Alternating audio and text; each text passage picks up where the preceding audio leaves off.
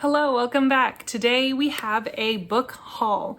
These are all of the books that I have acquired in March and this first half of April.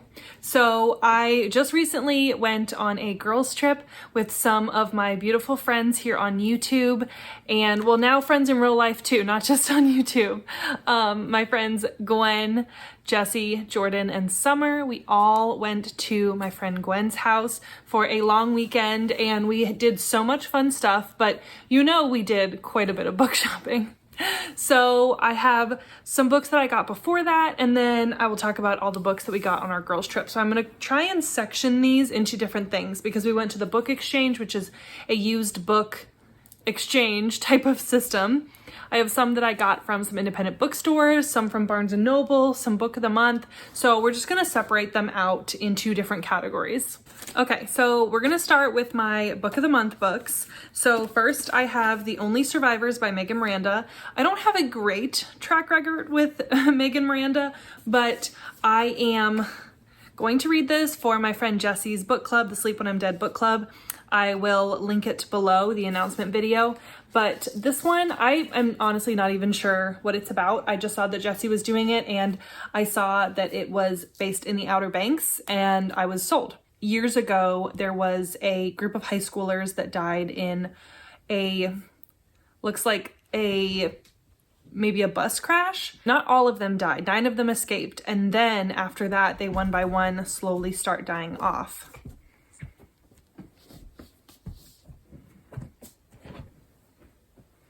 Okay, I guess he's gonna be there for a while. So these people have to figure out why all of their friends are dying off after they escaped this tragedy, I guess. But it seems promising. It seems like there's a lot going on, but I'm excited, and it has a really pretty cover, so we'll see.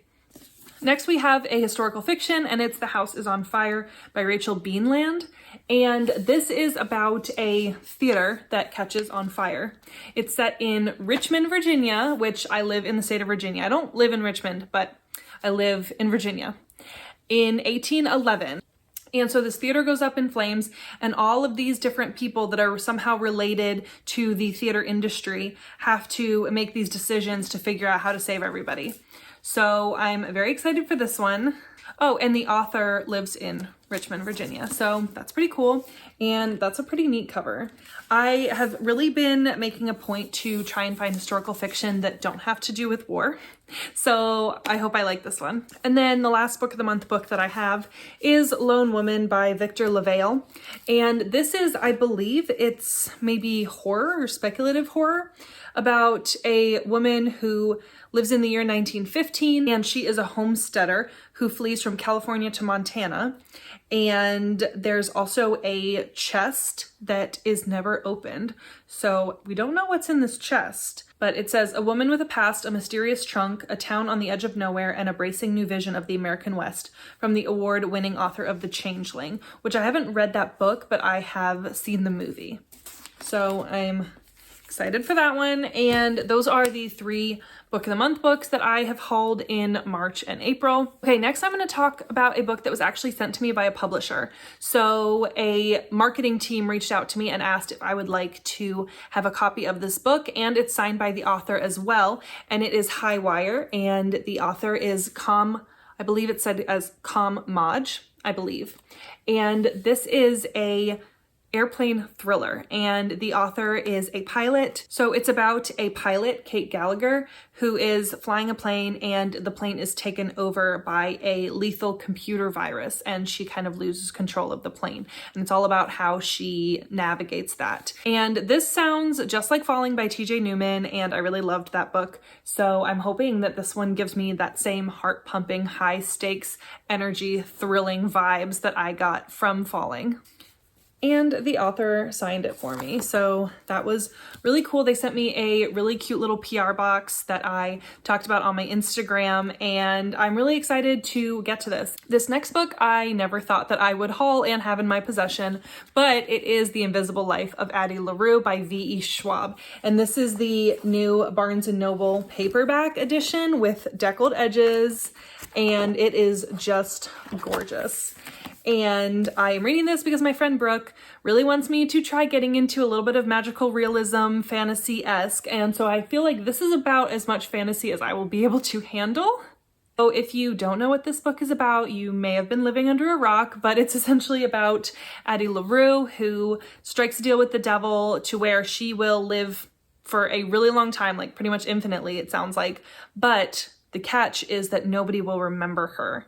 So pretty much as soon as she walks away from somebody and comes back, they've already forgotten her. Until one day, after she's spent years and years navigating through different societies and different cultures and years of just an ever-changing world, finally somebody actually remembers her. So, and I've heard good things about this from people who don't read fantasy or who don't read magical realism.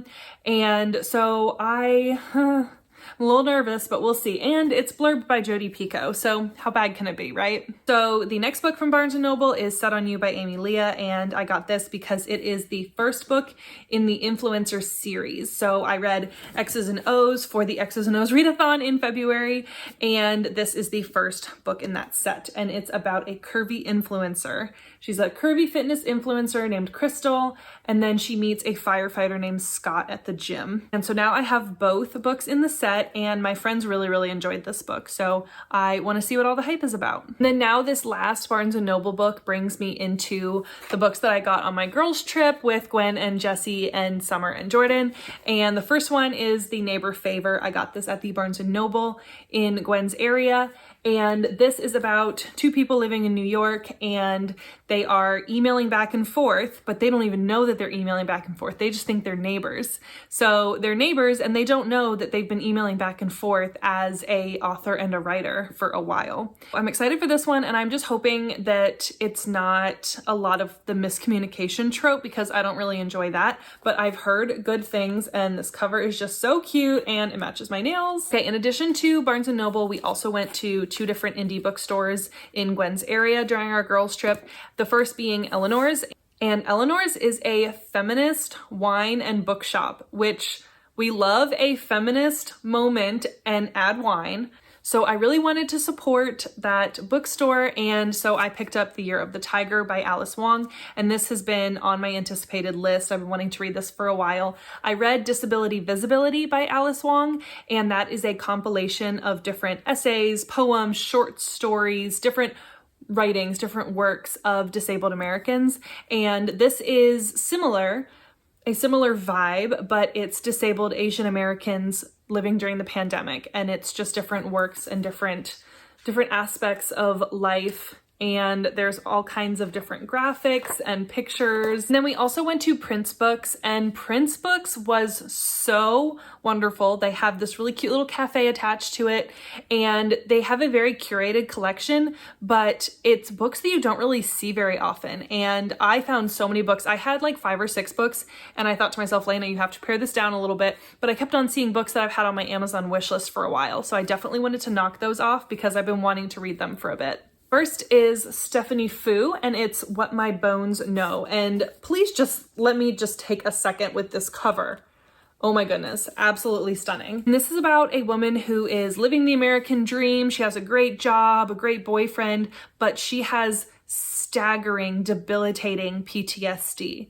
So this is about her journey healing from extreme trauma as a child and a teenager. And it focuses a lot on how your body remembers trauma. Even if you're able to heal your mind, heal your soul, your body remembers the trauma and it will still react to it in a similar manner. And so this is all about healing and different types of therapy. And I just love books like this. And I started listening to this on Libby, but I didn't get a chance to finish it and I had to return it. And the wait for that audiobook on Libby was like 4 months long. So I'm really glad I'll be able to finish this copy and own it. And once again, let's just take a moment with this cover. And then the other book that I got at Prince Books is The Swimmers by Julie Otsuka. This is the first time that I've ever actually seen this book in a store, so I had to pick it up. And I read a Julie Otsuka book a couple of months ago, The Buddha in the Attic, and I really enjoyed it. And this is kind of speculative, and I know it deals a lot with aging and memory loss and how to cope with a loved one losing their memory and losing their sense of self.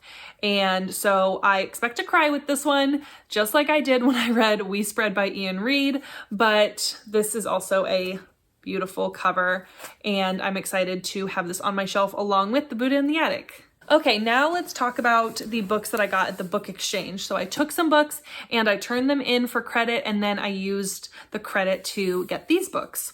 So the first of these is Hello Transcriber by Hannah Morrissey. My aunt has read this and she really enjoyed it. Also, my friend Elizabeth really enjoyed this one. And so I don't really know much about it other than that it's about a female police transcriber who goes above and beyond to solve a harrowing case. And it's set in Wisconsin, and it's less than 300 pages. And so it should be a quitty. And it's less than 300 pages, so it should be a quitty. I just said it again. It's less than 300 pages, so it should be a pretty quick read, and it's blurbed on the back by Megan Collins, who wrote Behind the Red Door and The Winter Sister. I really enjoyed Behind the Red Door. And it's also blurbed by Lane Fargo, who wrote They Never Learn and Temper. I haven't heard very many people talk about this, so I'm interested to see what I think of it. Next, I have The Fields by Erin Young, and I also love this cover. I've had this on my radar for a while. I don't remember who recommended it to me, but essentially a sergeant is called to a cornfield because there's been a murder, and she sees who was murdered and realizes that she knows the woman, the victim. There's a lot of small town gossip in here, and we'll see. I am going to try. I'm going to give it a good go. It does seem long and it does seem to have very small font, but maybe I can find an audio book to listen to along with reading it, and maybe that would help. Next, I have The Mars Room by Rachel Kushner, and I don't remember why I was interested in this book, but it's a little bit out of my comfort zone. It's been compared to Orange is the New Black. So it is about a women's correctional facility in California and just the things that go on there. And like I said, out of my comfort zone, but I'm definitely trying to do that more for myself this year, getting out of my comfort zone because I have been enjoying it. Another nonfiction book, and it is Pathological by Sarah Fay. This is about a woman who was misdiagnosed 6 times, really exploring human experience from the lens of psychiatry and diagnoses and things like that. And once again, a great cover. And then I have one more nonfiction book, and it is Brain on Fire by Susanna Cahalan. I don't know how to say that last name. It looks like Callahan, but some of the letters are switched. So Cahalan? I'll have to look up how to say her name. But this is a memoir about a woman who spent 30 days in a psychiatric hospital, and it's just about her strength and her journey and her perseverance. And this month I have on my TBR The Great Pretender, another book by her. So hopefully I like her writing style because now I have 2. And real quick, we have Diana Gabaldon. This is Drums of Autumn. This is the 4th very long book in the Outlander series. I've read Outlander 1, and I now own 2 and 4. They didn't have 3, but eventually I do want to own this whole set of this style of floppy paperbacks, and it will probably take me like 10 years to get through the whole series, and she keeps on publishing more books too. Next we have Coal River by Ellen Marie Wiseman, and if you have been around here for even a moment, you would know that I really enjoy Ellen Marie Wiseman. And okay, where are we going now? Excuse me, Your Highness. Ellen Marie Wiseman wrote my favorite book of last year, The Lost Girls of Willowbrook, and I gave The Orphan Train 4 stars, and I gave another one of her books 3 stars, so I'm trying to read her backlist. And so this is about orphans, you can probably guess that, in Pennsylvania. And then last we have The Rose Code by Kate Quinn. This was recommended to me by my friend Jordan from the channel Sorry Book Solid. She was with me on Girls Trip. And once again, we have the lovely Deckled Edges. And this is a World War II historical fiction, but it's a lot about code breaking and female badasses in World War II. So I'm really excited to try out this one. I have a couple of Jordan's favorites on my shelf now, so maybe there will be a vlog in the future. Okay, so that is all of the 18 books that I have hauled in the past couple of weeks. Let me know down in the comments below if you've read any of these books or what you thought of them. Also, if you made it this far in the video, comment a book stack down below because you're the real MVPs for sitting through all of this. I have 30 minutes of footage to cut down, so thank you so much for watching. Please hit that subscribe button, it really helps out my channel, and I will see you in the next one. Bye!